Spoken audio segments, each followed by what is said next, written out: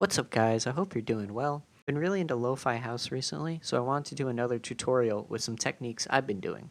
I tried to use some more free or cheap plugins in this one too, so it's easier for everyone to experiment in the same way. As always, if you have any video suggestions, please comment those, and don't forget to like and subscribe. So firstly, I'm going to start talking about the master chain because I think that's pretty important when trying to make a style like this. I think the most important part is how you EQ. I have two EQs on this master. The first one is this Pro Q4. It's cutting off at about 4,000 hertz, but I increased it where it's cutting off, so you're getting a boost in frequencies before that sharp decline.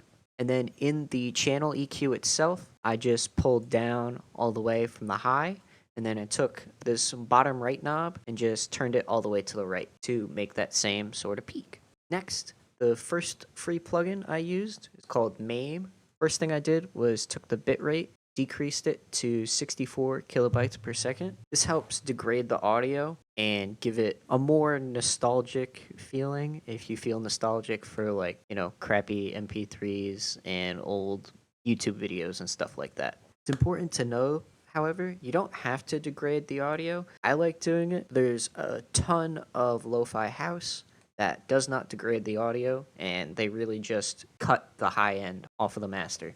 I also took this tilt knob, moved it a little bit to the left, so it's on negative 0.17.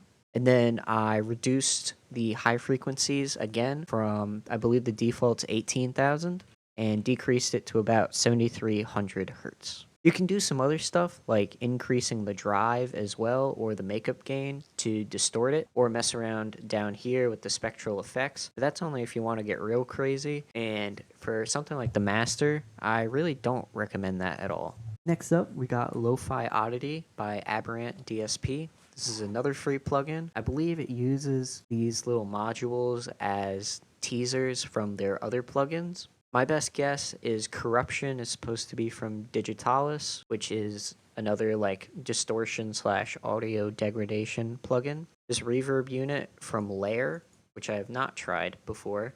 I think this tape is supposed to mimic Sketch Cassette, and then with this compression, I don't know. Could just be a generic compression knob. But I like using this Night Train mixtape preset. I changed it a little bit, so I turned down the reverb all the way, increased the corruption to 1.0, decreased the tape a whole lot. It was up here originally, decreased that to about 1.5, and then turned the compression to about 1.8. The preset already adjusts the input and output gain along with the mix, so that just helps make sure that everything doesn't become overblown. And then lastly, I put on some OTT. I decreased the depth to 50% like I usually do, increased the upward compression to about 145%, and the downward to 71%. I think it's also important to note that having two of these types of EQ also drastically changes the sound that you get. So for example, if we jump to this part of the song, deselect some of the stuff I got going on, this is what it sounds like with both EQs. This is what it sounds like without the Pro Q.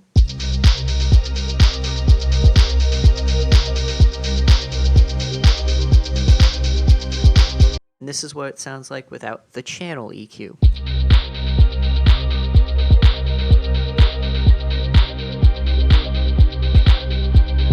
Now it's going to sound different altogether with every element of the master chain.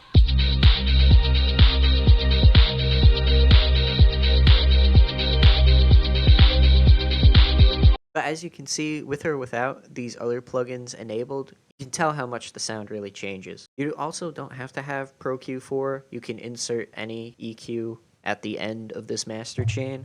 But I just liked Pro Q4 because I think visually it looks the best. Moving on to the melody, I got this Yoinky Sploinky pad. The effects are pretty standard, except I added a flanger to it. I think I increased the feedback, decreased the tempo of the flange. That's really about it. Then I took these ninth chords, and I took the third of them, moved it up an octave, just to make them sound more open and ambient.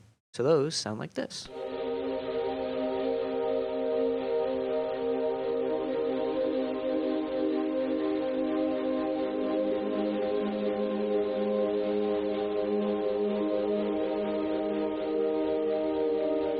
Next, we got this synth work in progress thing that I've been working on. I took some other preset I had made and then started changing around a lot of the effects and some of the oscillators. One thing to note I've seen in a lot of tutorials is when sound designing, people put a multiband compressor and either a downsample or bit crush distortion at the end of the effects chain. This helps bring out the high end and really the rest of the body of the sound, but having like some distorted high end helps, even if at the end you cut it off in the channel or the master. Having this phaser is also pretty cool because it adds some nice wobbly textures. On the channel, I also have Spectral Gate, which is a free plugin, this gross beat preset, and Tantra, which I love using to add texture to a whole lot of sounds. I love it because of this randomization button. You can just click this forever and ever. And let's see, 1, 2, 3. And let's say, I like that other one I had. You can go back 1, 2, 3. And we're back at the start. Anyway, this second pad slash synth sounds like this.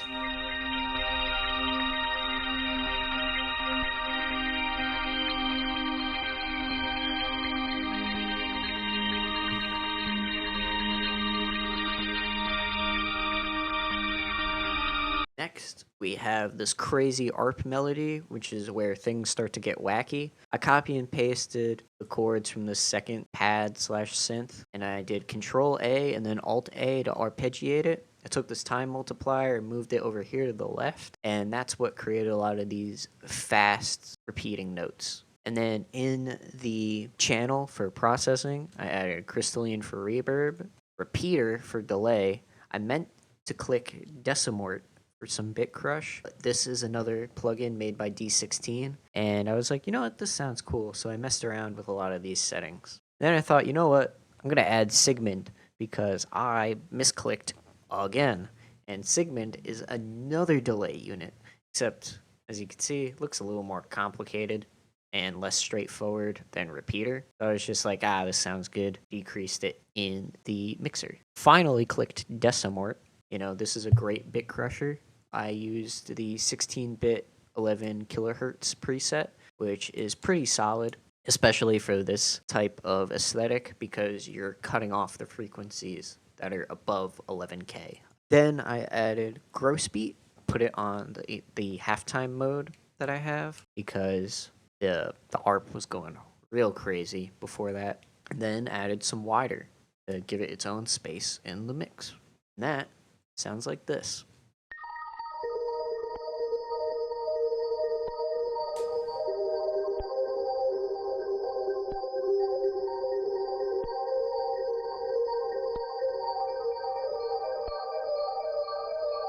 Next up, we got this ballad grand piano from Nexus. I liked this because it was a bit of a cheesy kind of sound.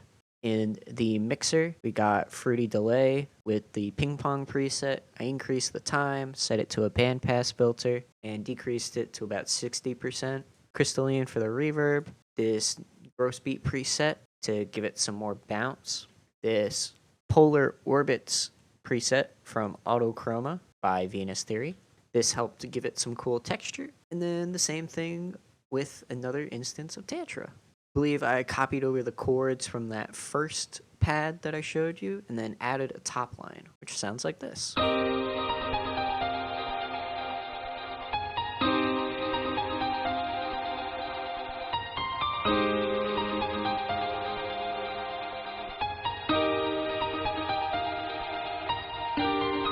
As you can see, initially I tried to use a contact bank, but even though it was free, apparently I needed the paid version of Contact to use the free contact bank. Don't know why that's a thing, but it's annoying, but that's a rant for another day. Next up, we got this vocal chop from Splice. I increased it by 2 semitones or 200 cents, reversed it, and then I right-clicked it, went down to chop, complex, and then beat shuffle. And to make sure there was no clicking, I set the declicking mode to smooth. And then, because of the repeater on the ARP, I also added repeater on this.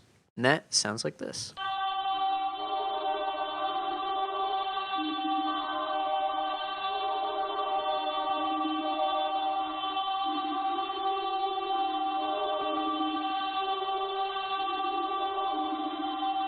I also think it's important to have vocals in Lo-Fi House. They don't necessarily need to be saying anything, but I just think they're an important element. You could just have them like a low texture like this. And then finally, we got this Reese bass, which is just the root notes of that first pad progression sent down a few octaves.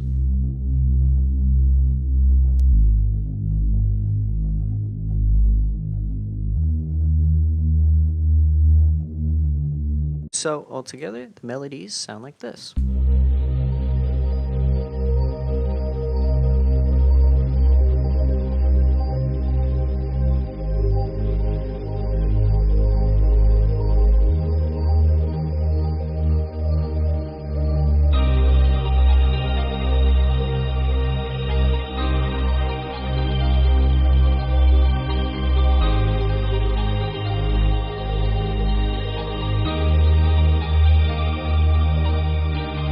Next, moving on to the drums, we got some pretty simple drums. We got this fairly standard kick,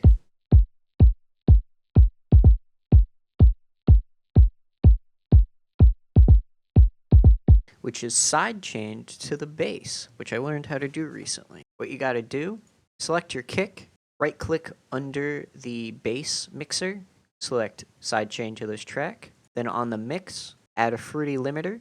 On this side chain, you right click, select your kick, and then adjust the threshold, the knee, and the ratio on this compression mode.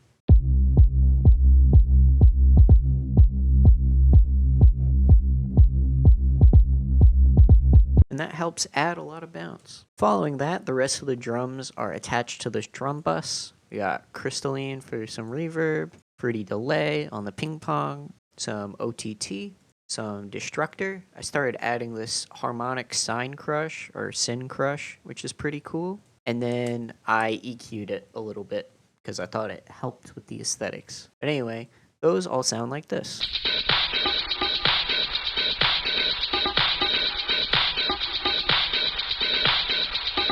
I think it's pretty important that you layer two kind of claps or snares together. So I have this first one, and then this second one.